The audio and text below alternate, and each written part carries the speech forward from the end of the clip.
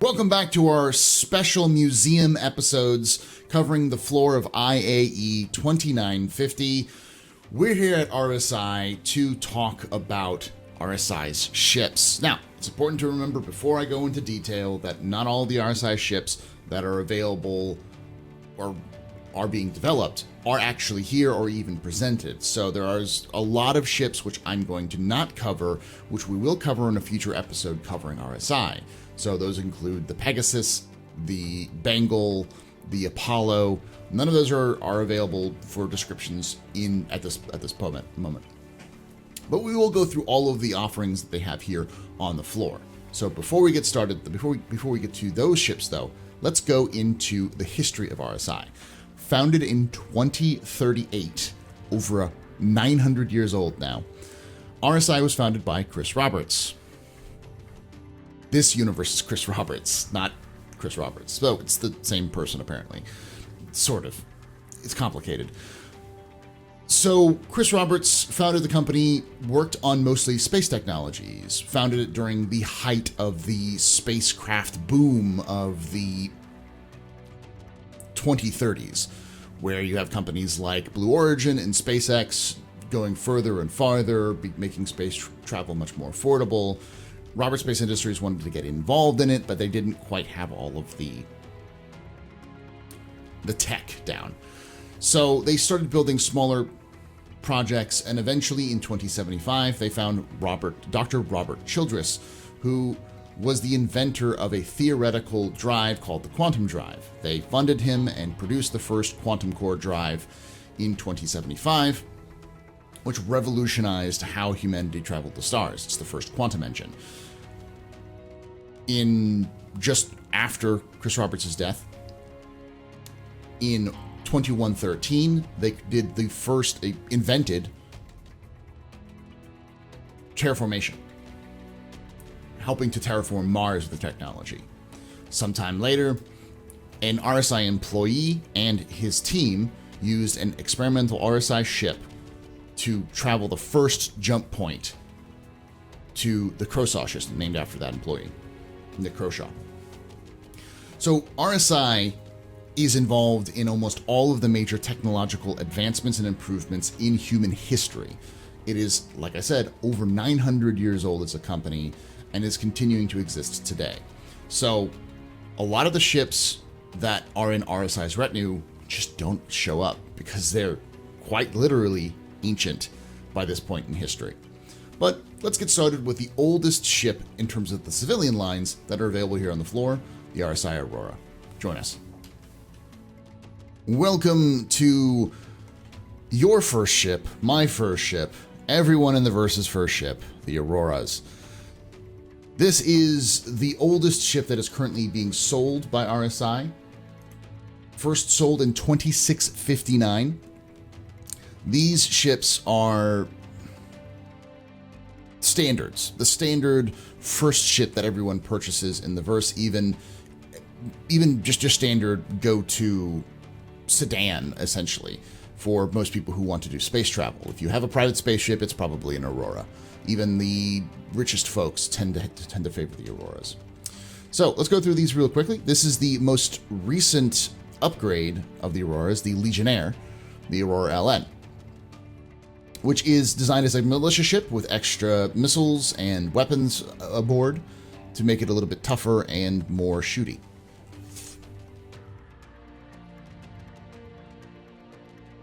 This is the MR, or the Mark. The Aurora Mark is the standard starting ship for most people, coming with twin Gatling cannons. This is the starter ship for the starter packages for Star Citizen. This is, again, the oldest and most, I wouldn't say iconic, but really the Auroras are iconic in terms of the RSI brand.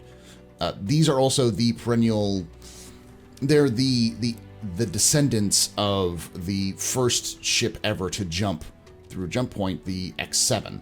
The X7, so this is very similar look in terms of the Aurora to the original X7. It might be a little different because these wings were designed for more aerodynamics, and I believe the original X7 was not designed to go into atmospheres. So This is, so it's a little bit different, but this is still the kind of standard shape of it. So that's how old this is. And then we're going to look at here, which is the LX, or the Deluxe. This is the luxury edition that most celebrities or wealthy folk might have if they want just a drive around town, but to be a little bit more plush, have leather seats and such. We'll get to you, Mantis. We'll get to you.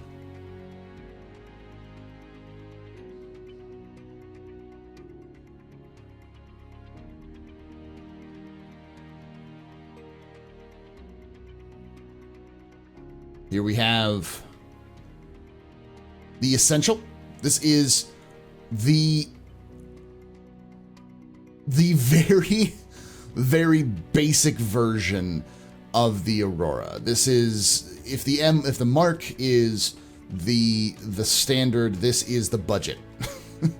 The absolute cut down budget, no frills version of the Aurora. And lastly, we have the Clipper, which is the transport variant of the Aurora. This is designed as a commercial ship to have an extended cargo bay down below.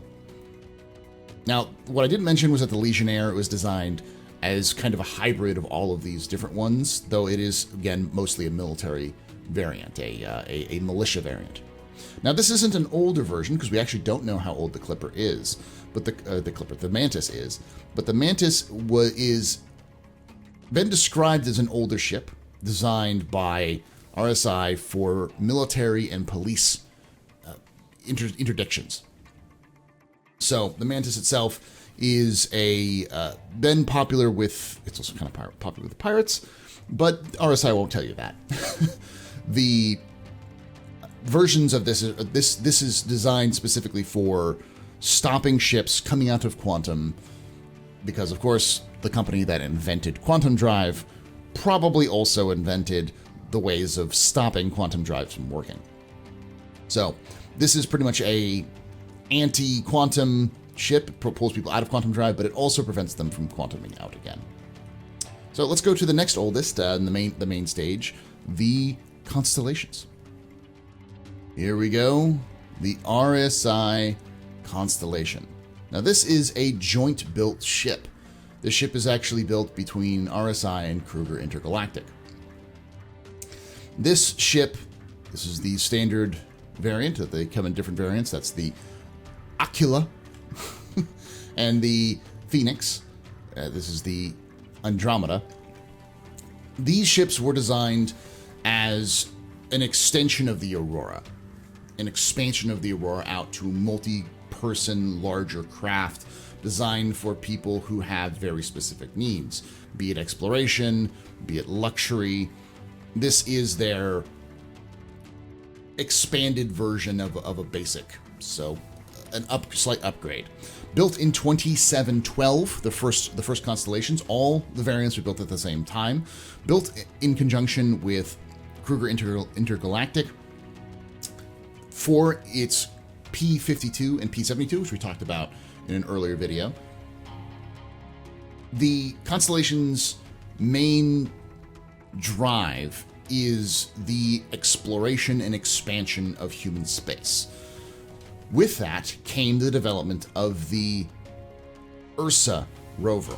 The URSA rover was designed to go with the Aquila over here, and it was designed to fit specifically into the hull or the cargo bay of all constellations. So the URSA, which we'll see, well, I don't even know if it's on the floor. I don't think it is. I don't believe the URSA is on the floor. So the URSA, even though it's not on the floor, is also built part of this Aurora, this constellation lineup. So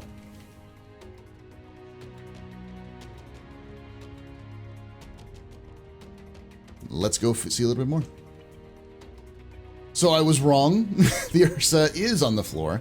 This is a purpose-built exploration vehicle. This is an interesting change from the normal.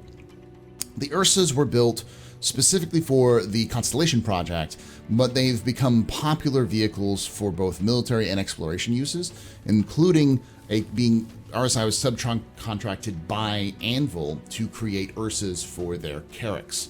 So the URSA has kind of given its own life, getting a life of its own compared to what it had in the past, and it's the only land vehicle ever developed by RSI, as far as we know. So this was a first in an ancient company.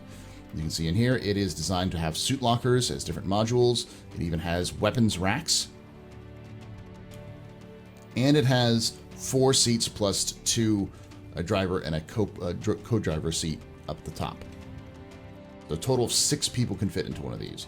And because it's designed as to be, it's designed to have a pressurized cabin, you don't even need spacesuits to operate inside of them. There's also these hooks on them, which I assume are designed for lifting, but I don't know if that'll ever happen in the game. That's an interesting concept as well. This is designed to be a rugged, all-terrain vehicle which can traverse most places and be easy to move in and out of locations. Plus, it's got some nice firepower on top. A little slow, though. A little slow. Anyone who's participated in a DMR rally can tell you how slow those things are. Now let's go for the ships which are not currently in production or not currently on the floor. Here is the most recent addition to RSI's capital development team. Capital development team which operates out of L5 in the Lagrange point 5 of Earth. This is a giant space dock designed only to build capital ships like the Bengal Carrier, the Perseus, and of course the Pegasus, and of course the Polaris. So the Polaris, it was built in 2946 in response to the attack, the Vanduul attack on Vega. They needed a ship that was fast, hard-hitting, and could support long-distance patrols. Essentially what the Polaris is designed to be is sort of a replacement for the Idris. The Idris is an aging ship, and the Polaris does essentially what the Idris does in a smaller package with more firepower in terms of torpedoes. I've said in the past that all of the ships of the military ships of Star Citizen are all built in response to the enemies they're facing. The Idris was built in response to the Zavaran and to the Xi'an, whereas most of the modern ships are being built in response to the Vanduul, how their ships function, and their weaknesses. So I'd assume that one of the weaknesses for the Vanduuls is that they do not do a good job of evading or blocking torpedoes. So, especially with their large capital ships being much more unwieldy than even human capital ships. Thus, something like I want to say the Apollo, but I'm wrong. The Polaris is designed specifically to overwhelm shields of Vanduul capital ships with missiles, with torpedoes. So multiples of these, in theory, could kill a king ship. Now, here is the oldest ship that is going to be released by RSI. First released in 2520. We're talking 20 years before the first Tavaran War. The Perseus is a gunboat. It was built in response to the Xi'an threat. Because the Xi'an were seen as a threat from the very beginning of contact with humanity, the Perseus was designed to act as a patrol boat, designed to go along the Perry line, along the border between Xi'an and human space, and fly the flag. Essentially, show the Xi'an that we have military forces on the border ready to respond, and any attempts to invade our space will be met with hostile action. I'm going to do an entire deep dive on the Perseus, but the concept of the Perseus is very simple. The Perseus's job is not to fire a shot. Its design and look and firepower are designed to intimidate an enemy into surrendering. It can do very good during the battle of... look at the actual name of the battle. During the battle of Operation Mandrake. The Battle of Oberon, between humanity and the Vanduul, the UE and the Vanduul. The UES Achilles, one of the last remaining Perseuses in active duty, managed to take out 2 Vandal destroyers before being unsalvageable. And it was such an impressive feat that Admiral Ernst Bishop himself asked RSI to resume production of the Perseus. Now, the thing about the Perseus was that the Perseus fell out of favor because it was being replaced by the Idris, and Aegis was more in favor during the Bezer era than RSI was, and because of that, the Perseus suffered as it became less and less used and eventually phased out entirely. So it's only recently that it's being brought back because of the need for ships like this to patrol human space, especially for civilians. One of the major problems that's been going on in the Empire as of recently is that the military, which normally patrols human space, has been in active duty trying to either prevent or attack the Vandal. So much of the military forces, including its patrol ships, are focused on that region. As a result, the internal areas of the Empire are left less defendable. Thus became what became the Militia Mobilization Initiative, which was an effort to sell military hardware to militias and various frontier locations and to security forces protecting the interior of the UEE. Because without the military present, pirates, smugglers, any sorts of ne'er-do-wells might be active and functioning in those areas. So the Perseus being reactivated and being sold to civilians is part of that initiative to give militia a leg up against the competition. So it's pretty nice. I have one now, so it's pretty cool. And here we go. This is the one that's interesting. It says specifically, oh, they removed it. Ooh, they removed it entirely. It used to say that the constellation is going to come out next year, the 2951, but that's been removed. It's okay. This is the Taurus, which is the no frills essential version of the RSI Constellation series. It's designed specifically to have extra cargo space on it, so even though it is no frills, you lose some of the abilities. One of the turrets and the back P52 Merlin is gone. So, but in response, you have extra cargo space where that would be. So thus having more place to carry more stuff, this being more of a hauler variant of the Constellation. And that is what's on the floor of Robert Space Industries for 2950 IAE. This may be the last video we do of the floor tour, so I do want to thank you guys very much, guys, gals, and bees, who have been coming to watch this experiment of mine. It seems to be successful. Some of you guys like this, so I might be doing some more of these off-the-cuff tours in the future when events come by. Remember to come back to the museum. We're going to have a new exhibit on the Perseus soon, so check out that, as well as a regular Galactic Historian update, not on Star Citizen, but on a primer for Cyberpunk 2077. Don't worry, we're not going to abandon Star Citizen for Cyberpunk lore. We might dabble a little bit in Cyberpunk lore. But if you guys are interested, guys, gals, and bees are interested in more information about Star Citizen, maybe some other sci-fi universes, make sure you hit that subscribe button. If you like this video, please like it. Comment down below. Do you like RSI? What ships are your favorite? Do you think the Constellation is still useful? Do you like the Perseus? Is the Perseus too overpowered? Give me your thoughts and questions down below. And like I say every time, remember, Ex Historia ad Astra.